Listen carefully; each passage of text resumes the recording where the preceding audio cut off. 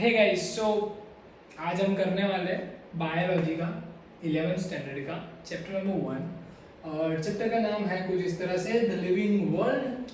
और ये आप पढ़ लीजिए। और अब हम ये जो चैप्टर है एक्चुअली देखने जाए तो ये पूरे सिलेबस का सबसे इजीएस्ट चैप्टर है, जिसमें आपको बेसिक डिटेल्स दे रखी है अबाउट क्या पढ़ना है आपको बायोलॉजी में। मतलब बायोलॉजी से आपको क्या सीखने मिलेगा, बायोलॉजी से आप क्या क्या उखाड़ सकते हो ज़िंदगी में, क्या क्या नाटक कर सकते हो बायोलॉजी सब्जेक्ट के साथ, और क्या क्या आप अचीव कर सकते हो बायोलॉजी के साथ, और क्या क्या फील्ड में आप घुस सकते हो। पूरा बेसिक डिटेल्स आपको दिया है इस चैप्टर के अंदर, द लिविंग वर्ल्ड। अब ये जो पूरा वर्ल्ड है लिविंग है ऑब्वियसली, तो उसके अंदर दो चीज़ें से उसको डिस्ट्रीब्यूट किया गया है। अब कौन कौन सी? तो सबसे पहला है अपना बायोटिक और दूसरा है अबायोटिक। अभी ये बायोटिक मतलब बचपन में पढ़ा था अपन ने 7th-6th स्टैंडर्ड के अंदर लिविंग थिंग्स, ये है नॉन लिविंग थिंग्स, राइट।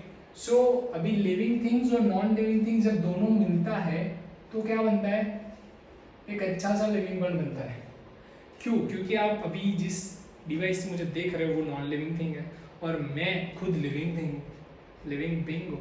तो living being non living being दोनों मिला के बनता है living world, because we are dependent on the non living things and non-living things are utilized by every living being. Okay, so this is the living world। वो बना है biotic. और biotic से अब ये ध्यान से सुनना, क्योंकि अभी हम ज़्यादा नहीं पढ़ने वाले, बस छोटे छोटे पोर्शंस करेंगे यूट्यूब सेक्शंस के। Okay, so biotic plus abiotic. अभी क्या पढ़ना है हमें? फर्स्ट टॉपिक है इस चैप्टर का फीचर्स ऑफ लिविंग ऑर्गेनिजम्स। अभी ये है कि ये फीचर्स ना हमने क्यों दिया?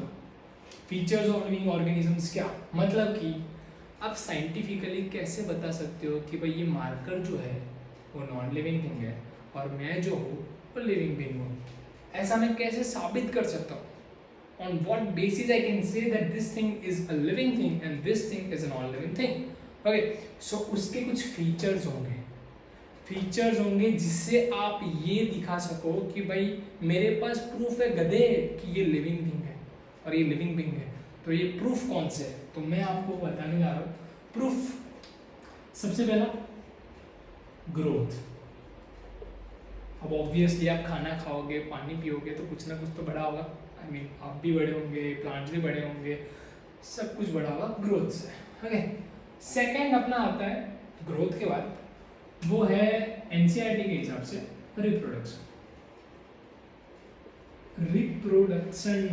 ये बहुत ही कॉमन टर्म है जो हम यूजुअली 6-7 साइंस से आ रहा है, ग्रोथ और रिप्रोडक्शन। ग्रोथ का डिटेल स्ट्रक्चर अभी नहीं आया है आपके अभी तक, बट रिप्रोडक्शन आपने कहीं ना कहीं पढ़ लिया होगा और वो आता है 7th साइंस 8th साइंस की टेक्स्ट बुक्स के अंदर। You know what is reproduction, you know what is growth. अब आता है थर्ड पॉइंट, दैट इज अभी ग्रोथ है तो मेटाबॉलिज्म तो होना चाहिए। मान लो कि आप कुछ खा रहे हो तो उसका जो भी केमिकल रिएक्शन होगा अंदर बॉडी के अंदर वो कहीं ना कहीं तो होना चाहिए, तो उसकी एक प्रोसेस होनी चाहिए, तो मेटाबॉलिज्म। Okay, fourth is cellular organisation. Okay, और ये लास्ट है अपना, ये फ्री फायर नहीं है, मतलब लास्ट वाला फ्री फायर नहीं है, it is consciousness. Okay, so growth, reproduction, metabolism, cellular organisation और कॉन्शियसनेस, ये अपने पांच फीचर्स हैं इन शॉर्ट, जिससे आप ये कह सकते हो कि भाई आप जिस चीज़ की बात कर रहे हो actually that is a living organism. Okay, मतलब जिस भी चीज़ में ग्रोथ हो रहा हो दैट इज लिविंग ऑर्गेनिजम्स। जो चीज़ रिप्रोडक्शन कर सकती हो that is living organisms. Metabolism, जिसके बॉडी के अंदर केमिकल रिएक्शंस होते हो that is living organisms. Cellular organisation मतलब आपके छोटे छोटे सेल से ऑर्गन्स बनते हैं, राइट। मेरे भी छोटे छोटे सेल से मेरे कान बना दिया, फिर नाक बना दिया, फिर ये हाथ बना दिए। किसने बनाया? बॉडी ने बनाया, सेल ने बनाया, सेल को रेप्लिकेशन हुआ, सेल का रेप्लिकेशन से टिश्यूज हुआ, टिश्यूज से ऑर्गन्स बने। So that is cellular organisation जो होता है लिविंग ऑर्गेनिजम्स के। ऑब्वियसली मार्कर के अंदर ऐसा कभी देखा आपने कि ये 5 दिन के बाद ये ढक्कन बड़ा हो गया? नहीं, क्योंकि इसके अंदर कोई सेलुलर ऑर्गेनाइजेशन नहीं होता है, तो उसका कोई ग्रोथ नहीं होने वाला है। कॉन्शियसनेस मतलब अभी एक झापट मारूंगा तुझे तो तुझे पता चलेगा कि भाई नहीं मुझे लगी, मतलब that is consciousness. Okay, so growth, reproduction, metabolism, cell organisation and consciousness, these are the 5 main features of living organism. So अभी ग्रोथ है ना, ग्रोथ में बहुत सारे नखरे हैं बॉस. अभी उसमें क्या है कि अभी ग्रोथ जो है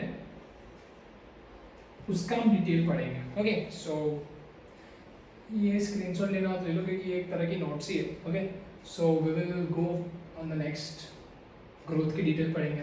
ओके, तब तक ये लिख लो. ठीक है, अब हम पढ़ने वाले हैं फर्स्ट वाला, मतलब ग्रोथ. ग्रोथ का हम थोड़ा सा डिटेलिंग करेंगे, ज़्यादा डिटेलिंग नहीं करेंगे, ऊपर ऊपर आपके 11th स्टैंडर्ड जितना. ओके, सो ग्रोथ, इस ग्रोथ को अगर आपको बोल दिया एग्जाम में कि भाई इसको डिफाइन करो, ऐसे करोगे तो एक इजी तरीका है. ग्रोथ जो है पहले तो वो इरिवर्सिबल कांस्टेंट है. क्या है? Irreversible constant. ओके, अब इसका मतलब क्या होता है, मतलब कि वो रिवर्स नहीं हो सकता. फॉर एग्जांपल कि अगर मैं इतना बड़ा हो गया, अब मेरी हाइट छोटी नहीं हो सकती, मतलब मैं चाहकर भी अपने आप को दबा नहीं सकता हूँ. मतलब एक बार ग्रोथ हो गया उस चीज़ का, फिर आप उसको तोड़ सकते हो और उसको वापस छोटा नहीं कर सकते. मतलब कोई भी ग्रोथ रिवर्सिबल नहीं होता, it is irreversible constant. Okay, और एक और चीज़ है, अब चाहे वो सेल बढ़ रहा हो या फिर ऑर्गन बढ़ रहा हो, कुछ भी बढ़ रहा हो, मतलब एक इंडिविजुअल सेल है उसका रेप्लिकेशन हो रहा है या फिर कोई टिश्यू का हो रहा है, means that is growth. Okay, organ बड़ा हो रहा है, सेल बड़ा हो रहा है, टिश्यू बड़ा हो रहा है.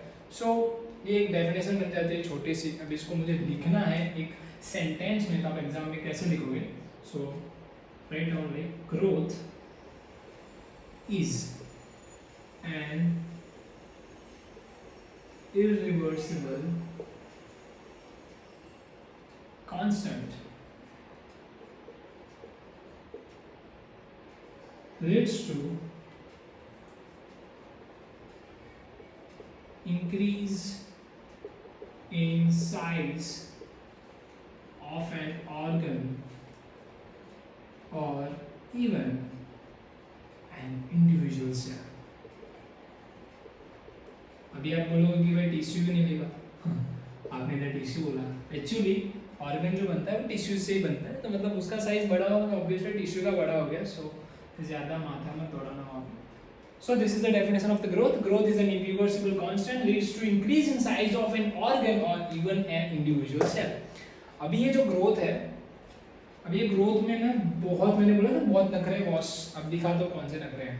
अभी ये जो ग्रोथ है, तो सबसे पहले तो हम इसके दो टाइप्स देखेंगे. एक है इंट्रिंसिक और दूसरा है एक्सट्रिंसिक.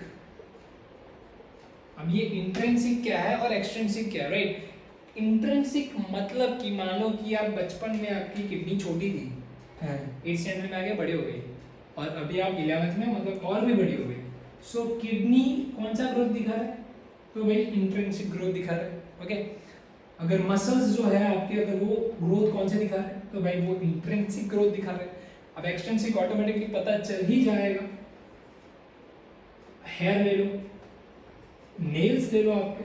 सो ये बाहर के जो भी ग्रोथ होते हैं that is all extrinsic growth, and जो आपकी बॉडी के अंदर होता है through chemical reactions and all, that is intrinsic growth. Okay, so ये ग्रोथ के दो मेन टाइप्स हैं, पर इसके अलावा भी नीड बेसिस पे आपको थोड़े दो टाइप्स और करा देता हूँ. दैट इज जो पूछा गया है नीट में बहुत बार कि भाई इनडिटर्मिनेट ग्रोथ कौन दिखाता है और डिटर्मिनेट ग्रोथ कौन दिखाता है. ये एक कॉमन से क्वेश्चन है जो कई बार पूछे गए नीट में.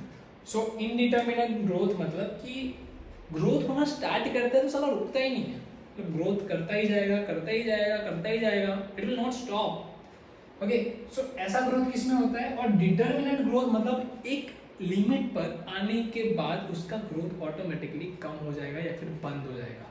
ओके, सो डिटर्मिनेंट ग्रोथ में एक तो आप और मैं दोनों आ जाते हैं, मतलब एनिमल्स आ रहे हैं. ओके, और जो इनडिटर्मिनेंट है उसमें आ जाते हैं अपने प्लांट्स. प्लांट्स भाई लोग जो भी है आजू बाजू में सबके सब इनडिटर्मिनेंट में चले जाते हैं, और डिटरमिनेंट में एनिमल्स और हम जैसे लोग आ जाते हैं। अभी इनडिटरमिनेंट ग्रोथ में एक छोटा सा प्रॉब्लम है कि जो ये प्लांट्स हैं वो प्लांट्स पूरा इनडिटरमिनेंट नहीं दिखाते। प्लांट्स के अंदर जो लीव्स है, फ्लावर्स है, वो कौन सा ग्रोथ दिखाते हैं? वो दिखाते हैं डिटरमिनेंट ग्रोथ। ये है छोटी सी इंफॉर्मेशन अबाउट ग्रोथ। सो पहले से एक बार रिवाइज कर लेंगे अपन। Growth is an irreversible constant, मतलब वो रिवर्स नहीं हो सकता है। वो इंडिविजुअल सेल बढ़ा हुआ, टिश्यू बढ़ा हुआ या ऑर्गन बढ़ा हुआ, that is called growth. Main दो टाइप है, intrinsic extrinsic. Kidney muscles intrinsic, extrinsic में हेयर्स और नेल्स। इंडिटरमिनेंट इंटरमिनेंट मतलब इनडिटरमिनेंट मतलब ऐसा ग्रोथ जहाँ रुकता ही नहीं है, चढ़ता जाता है, तो that is all plants. Determinant में एनिमल्स। एक छोटा सा प्रॉब्लम मैंने बताया कि प्लांट्स के अंदर जो कोई प्लांट ऑर्गन्स होते हैं, जैसे कि लीव है, फ्लावर्स है, पिस्टिल्स है, तो ये सब डिटरमिनेंट में चले जाते हैं। Okay, so this was the basic details about growth of the chapter number 1। ये लिख लो, स्क्रीनशॉट ले लो, जो करना है करो। मैं आया 2 मिनट में, इसके बाद हम करेंगे सेकंड वाला। ओके।